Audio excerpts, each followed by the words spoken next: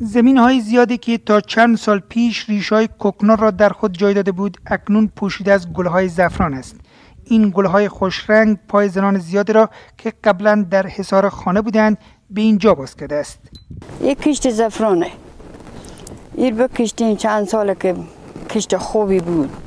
زحمت کشیدیم، از این کشت برمن شدیم. صاحب چیزی شدیم. همه قوم همسایه فقرایی که داشتیم، دستنگی که داشتیم چهارت ما بردن به کشت بکردن، نتیجه خوبی داده. خیلی مردم سرمایه‌دار شده به کشت زعفران. کشت خوبی خورد و کلان دست بکاره به کشت. کشت خوب حلال پاکیه. همگی مرد و زن دست بکاره به کشت. زنان نقش اصلی را در کشت و برداشت زعفران در ولایت هرات دارند. زعفرانکاران در این ولایت میگویند که کشت این گیاه اقتصاد خانواده‌شان را متحول کرده است. قبلا به این جگاه ما کشتکار ما که بوده تریاک بوده و جو و گندم بوده و پالز بوده و پخته بوده، پیاز و کچالو و بانجان رومی، اینا همه چیز ما به زمین ها خود کشت میکردیم.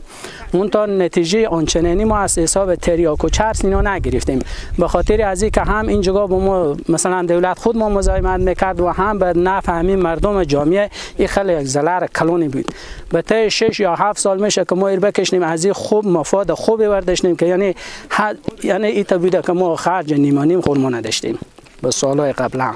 از این زعفران که بوده هم از پیازی و هم از گلی و ما خیلی مفاد 100% برداشتیم. گرچه قیمت زعفران در افغانستان به دلایل گوناگونی 50% کاهش داشته، اما دهقانان میگویند که کشت این گیاه نسبت به سایر محصولات زراعتی سود بیشتر اقتصادی به آن دارد. اکنون بیش از 6000 هکتار زمین در ولایت هرات تحت کشت زعفران قرار دارد و پیش بینی می شود که امسال حدود 12 تن زعفران در این ولایت تولید شود. شاپور صابر، رادیو آزادی، هرات.